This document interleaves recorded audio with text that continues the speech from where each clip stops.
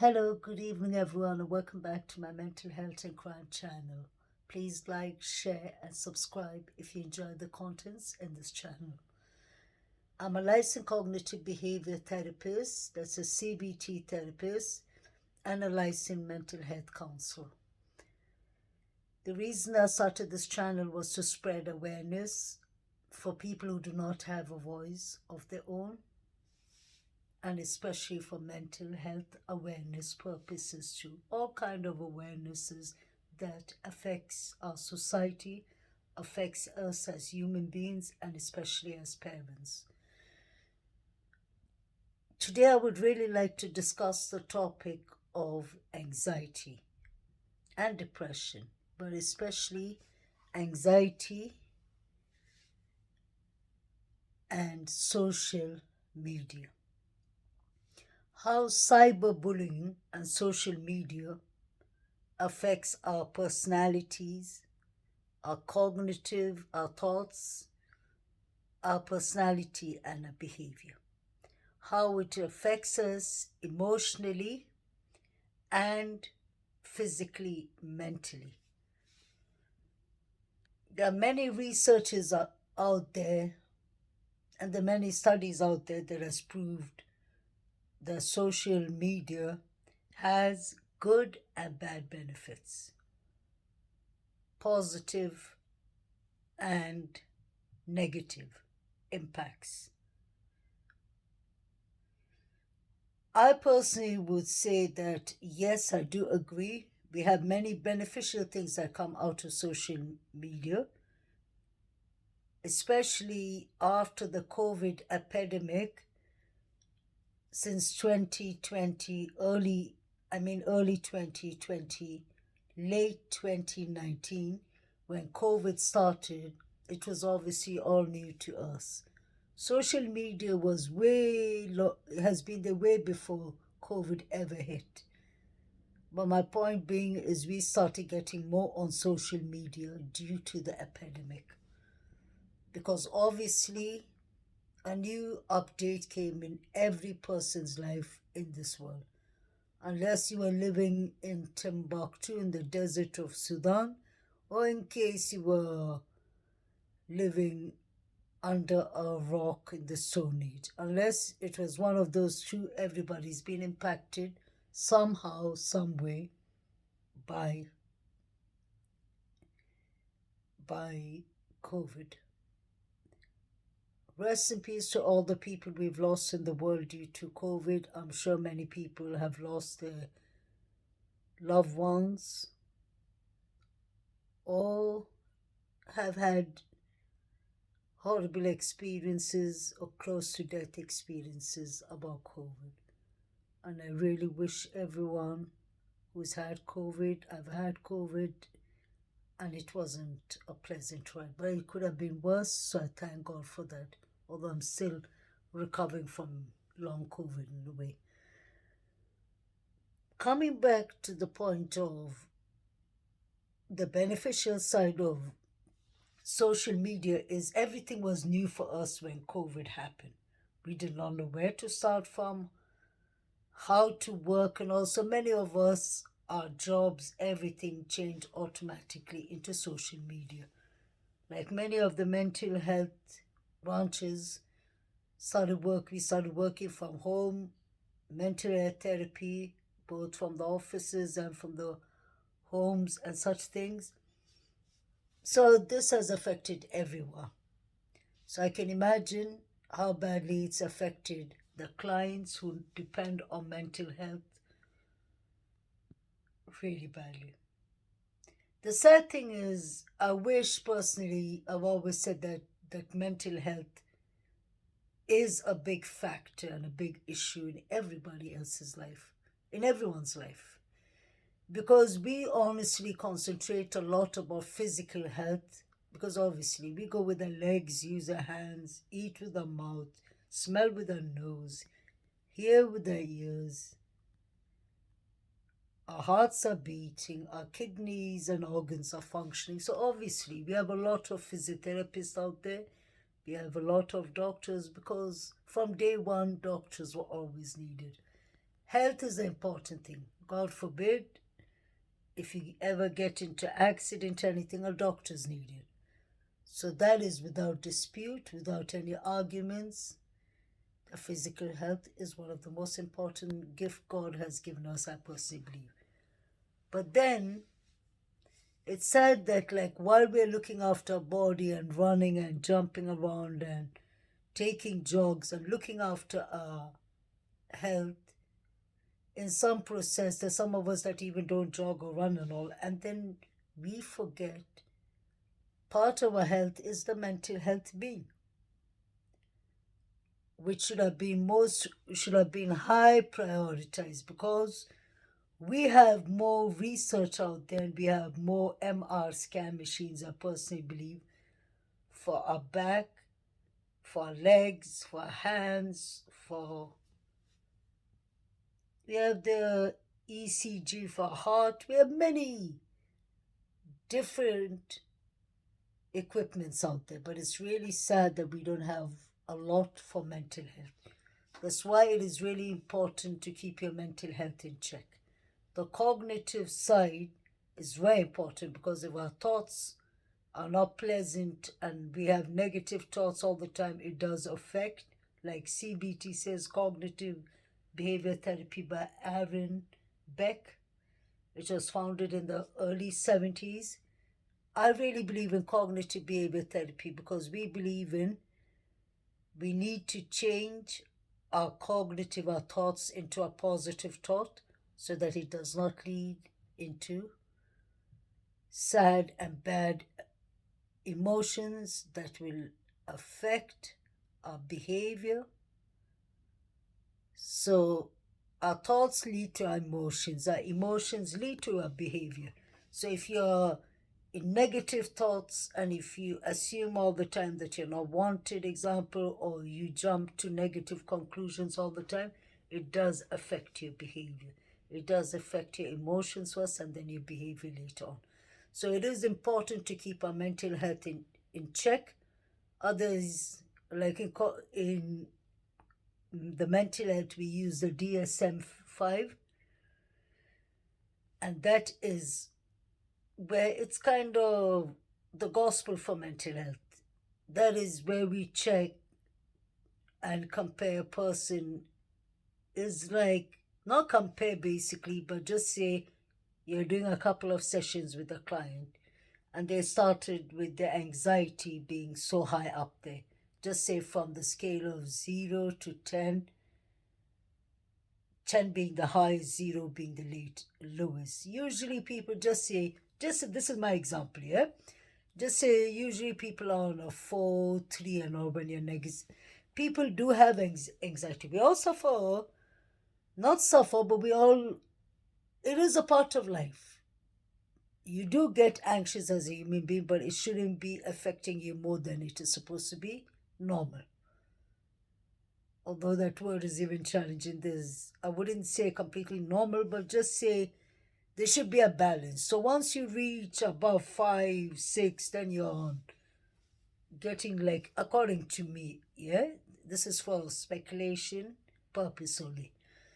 So what I'm trying to say is, I'm saying you can read it in the DSM-5, because you have to basically get to know the client. It's not like you come and you tell your counselor a couple of times the first day, okay, I'm going to divorce, I'm having like my divorce going on, I'm moving, I don't know where I'm going to move to, my children are going to move to a new school, I don't have enough money to take them to a private school, now I'm having economic financial problems, so now I'm getting anxious. That's leading to my depression being really low, my mood swings. People are complaining that I've been getting really restless and rude and such things to them. See, like, it starts affecting from one place to another.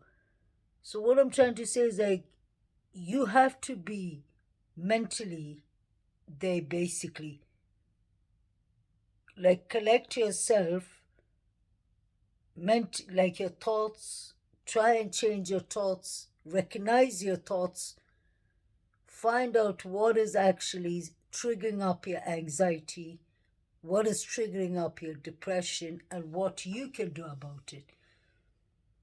We always say mental health, let's try and identify where the problem could be coming from. So in a way, it's like we do skills of active listening, which is really, really important in every extreme thing. There are many skills we use, but active listening is important because think about one thing. Many people that do go to counseling and psychologists and all, they're not going there to. Many people will be going there, I believe, for different reasons. People who come to us for couples counseling is usually because they want a good result to come out of it, whether they're divorcing each other or whether they're moving away from each other. Some of them have kids, so they want the best way out that is decent for them to keep the good memories and keep a good, strong, healthy, mentally and physically healthy relationship for the sake of themselves, the husband and the wife, and for the sake of their children and the family members and society and so on. But then there are some that would have other issues, like there could be one partner who wants a divorce and the other partner doesn't want a divorce, and that will be a lot of talking to them and trying to understand. That's where active listening comes in. We are supposed to sit and try and understand, like write down notes even, to see what is bothering the person most, what are they talking about. And it's not like people misunderstand. They think that like once you go to a counselor, let me go to counseling, I'll be healed. There's no such thing as getting healed. You don't get healed. It's just that the therapy helps you to adapt, if that makes sense. The therapy helps you to adapt, you maintain your thoughts, your behavior, your emotions, to kind of a self-reflection. It helps people to reflect on themselves, to think to themselves. Like, because the more you talk, and if the other person is doing good active listening, you would even notice, like, when you say something as the client, you'd be thinking, oh yeah, actually I never thought of it that way. That is where the problem could be coming from. Oh, I've been kind of letting her or letting my friend or letting my husband cross all the boundaries. So maybe this problem, now that I've identified the problem, then as a therapist I would say, now, like, what can you do to recognize, now that you know that you have the problem, what can you do to work on that problem? If you know like you were rude to the person, example, how about what would it take you to say sorry to the person, example, and such things. You get me? Like, help the person to identify the problems, and when they say, yeah, I think I should call my mother and apologize, that was rude what I said to them, or okay, now that you know it, you showed something which is good, that is called remorse. You have the remorse, so you are willing to change. And that is the start of building a bond or relationship or anything. It's about knowing when you're wrong. There's nothing wrong in being wrong. But it's important to accept when you're wrong and not to be stubborn. Because when you keep on being stubborn in life, you are just hindering yourself to get to know more out there. But if you think you know everything as a human being, as a doctor, as anyone, as a president, there's always more to learn out there in a positive way. So we should be here to contribute to each other in positive ways and contribute to each other for the cases. And that is where I wanted to talk about social media and bullying. This bullying has become ridiculous. It's past the stage of It's like even teenagers don't act like the nonsense that's been going on recently. It's always YouTubers on each other's throat. What people don't understand here is that this case is a law and enforcement case. It's a TBI case. It's the Federal Bureau of Investigation. This case, the FBI. This case is under a gag order. The case I'm talking about is, of course, 5-year-old Summer Moon Uta Wells from Tennessee. I heard that Candace is all over the media called law enforcement due to Ernie Shell and other people going up our property to feed the dogs. My personal opinion about this is that Candace showed us from the start that she's not interested in searching for a daughter. She's not interested in visiting Dawn, although they're partners in crime. Candace has showed us from the start that she doesn't care. And that is the reason I've never thought I would say that, but personally as a mother, I'm so happy. As a counselor, I'm satisfied that all the 3 boys have been removed from her care. Because poor boys, they were in danger. Poor Summer, she was a victim of the nonsense of, I wouldn't say too ignorant people, too selfish people who had enough money to buy drugs, cigarettes, everything, but didn't have time and money to even think of their own children. They have a daughter actually missing. You don't hear them crying out for their daughter.